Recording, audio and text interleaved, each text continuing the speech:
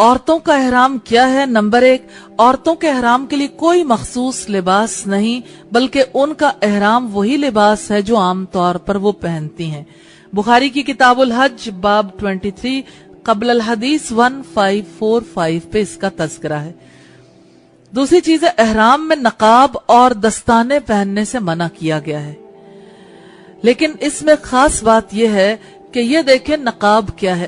نقاب سے مراد وہ سلا ہوا مخصوص کپڑا ہے جو پردہ کرنے کے لیے بنایا جاتا ہے۔ اس نقاب سے مراد یہ ہے کہ سٹیچڈ کپڑا نہیں لیا جائے گا۔ ہم دیکھیں گے کہ رسول اللہ صلی اللہ علیہ وسلم کی سنت سے خواتین کا کون سا احرام، کون سا نقاب ناجائز ہے اور کس طرح سے خواتین اپنا چہرہ ڈھانپیں گی۔ اگلی بات یہ ہے، نقاب نہ پہننے کا مطلب یہ نہیں ہے کہ احرام والی عورت غیر محرم مردوں سے چہرہ نہیں چھپائے گی، اسے اپنی چادر کے ساتھ غیر محرموں سے اپنا چہرہ چھپانا چاہیے۔ ابو داؤد کی روایت 1833 سے پتہ چلتا ہے۔ جیسے میرے اوپر سکارف ہے، لیکن یہ چونکہ سکارف ہے میں آگے کروں گی، پیچھے والا حصہ جو ہے وہ ننگا ہو جائے گا۔ لیکن اگر ہم یہ زیوم کریں کہ چادر کا، بڑی چادر کا کچھ حصہ ہے اور اسے یوں ڈال لیا جائے چہرے پہ، یہ چہرے پہ ڈالا جائے، یہ سٹیچڈ کلوتھ نہیں ہے۔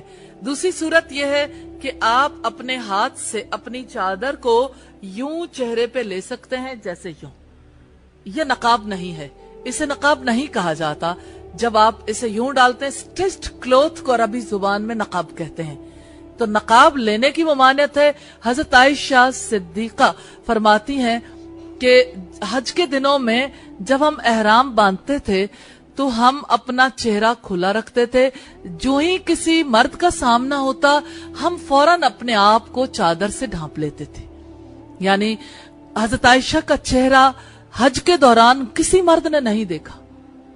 یہ رسول اللہ صلی اللہ علیہ وسلم کے طریقے سے ثابت ہے۔